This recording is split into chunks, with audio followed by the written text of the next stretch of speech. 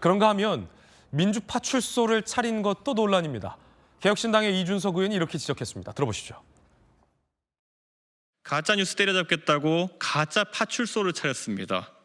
거기 들어가 보면은 경찰 마크를 흉내내고 교도소, 유치장, 호신술, 상황판 같은 메뉴판이 있어서 마치 치안기관인 것처럼 오인하기 쉽습니다. 민주당이 가짜 뉴스 때려잡겠다고 가짜 파출소 차린 것은 사기꾼 잡겠다고 자기들이 먼저 국민들에게 사기를 치는 격입니다.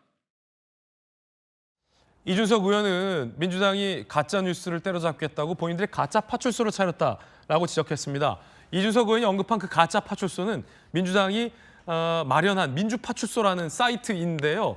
함께 보시죠. 보면 상황판, 호신술, 유치장, 고도소, 유치장과 교도소까지 민주파출소에는 마련이 되어 있습니다. 유치장과 교도소까지 마련된 민주파출소. 이준석 의원은 강하게 비판했습니다. 국민들 상대로 사기치는 거다라는 발언까지 했는데, 자, 결국 시민단체가 이 민주파출소를 고발했습니다. 이름과 로고 보면 누구나 경찰을 떠올리게 될 것이다. 공공기관 4층이다 라며 경찰에 고발했습니다. 가짜 파출소 논란인데 진짜 검찰청사에서 일했던 김광삼 변호사님, 민주파출소 이거 차려도 되는 겁니까? 그러니까 왜냐하면 입법기관인 공당이 행정기관이자 국민들을 단속할 수 있는 치안기관인 파출소라는 이름을 따서 입법기관인 민주당이 민주파출소를 운영하고 신고를 받고 거기에서 이게 가짜뉴스인지 아닌지를 판단을 하고 법적 조치까지 취해지는 장소가 민주파출소예요. 그 안에는 사이트 상의 공간이긴 합니다만 유치장도 있고 교도소도 있어요. 괜찮은 겁니까? 원래 이제 경범죄 처벌법에는요, 공공기관을 사칭하지 못하도록 돼 있죠. 그런데 저거 이제 사이트다 저렇게 만들어 놓고 뭐 전형적으로 보면 저게 파출소가 아니다는 걸 알 수 있잖아요. 그래서 아마 처벌 대상은 아니라고 봐요. 그런데 저 안에 민주파출소도 만들어 놓고 그다음에 교도소, 유치장, 뭐 호신소 이런 걸 만든 걸 보면 이제 민주당의 어떠한 인식 상태를 볼 수 있다 이렇게 봐요. 최근에 정청래 의원이 뭐라고 그랬죠? 윤 대통령 무조건 사형 선고다 이런 얘기했잖아요. 예. 이게 사법부 권한 아닙니까? 그러다 자기가 마치 판사인 것처럼 사형 선고다 얘기를 하고 또 이성유 의원은 뭐라고 그랬어요? 이거 총알바지라도 돼서 총이라도 맞고 가라고 했잖아요. 근데 자기들 답답한 거예요.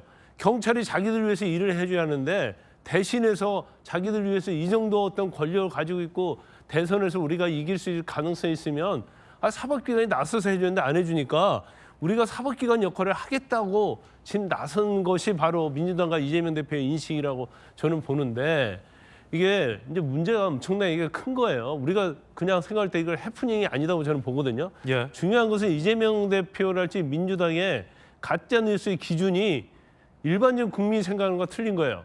이재명 대표랄지 민주당에게 뭔가 잘못된 거, 그런 인식을 심어줄 수 있는 것은 가짜뉴스고 아까 우리가 본 것처럼 뭐 대통령이 도주했다랄지 아니면 미국 대사가 뭐 상종하지 못한다고 했다랄지 이렇게 자기들의 이익과 상관없이 상대방, 자기의 적에 대해서 얘기하는 것은 아무리 팩트가 아니고 그렇다 하더라도 왜곡됐다 하더라도 이건 가짜뉴스가 아니라고 판단을 하는 거예요. 그러면 결과적으로 왜 민주파출소를 만들었겠어요? 허위뉴스, 가짜뉴스를 판별하는 데는 어디죠? 사법기관인데 예. 민주파출소에다가 제보를 하면 자기들이 판단해 주겠다는 거예요. 네. 그래가지고 그걸 가지고 고발하겠다는 거 아닙니까? 파출소도 하고 뭐 교도소에도 집어넣고 제가 아까 말씀드렸습니다만은 뭐 법원도 만들고 뭐 3심 대법원까지 만들죠. 그래서 저기 제보시키면 이재명 대표 1심에서 공직선거법 위반 무죄 나왔잖아요. 유죄 나왔잖아요.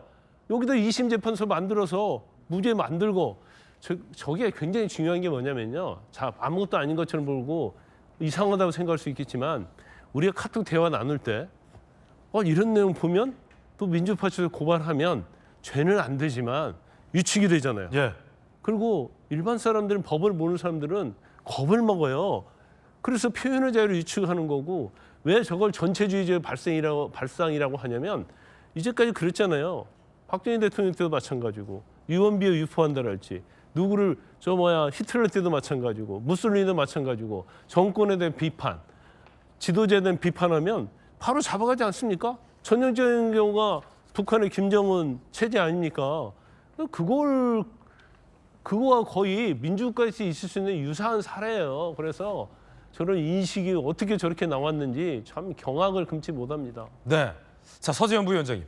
네, 그러니까 일반인들이 자유롭게 생활하시면 되고요. 이제 자유롭게 의사 전달도 할 수 있는데 저는 좀 아쉬운 것이 민주 파출소라고 해서 저걸 또 처벌까지 한다는 건 좀 너무 과도하다. 이게 민주당이 운영하는 그 이제 제보 사이트라고 분명히 이제 공지가 되어 있거든요.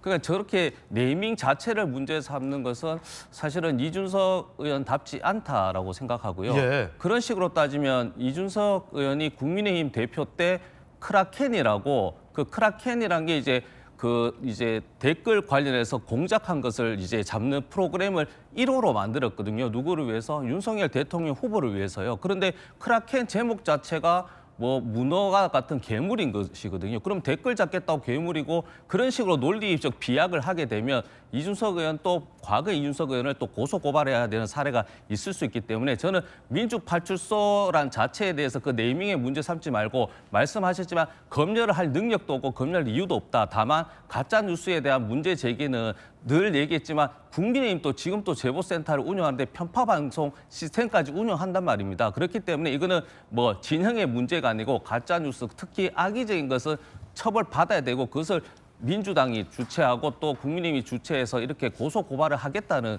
그렇게 이해를 해주시면 좋을 것 같아요. 네. 자, 충분한 혹시 뭐 더 하실 말씀 없습니다. 없습니까? 네.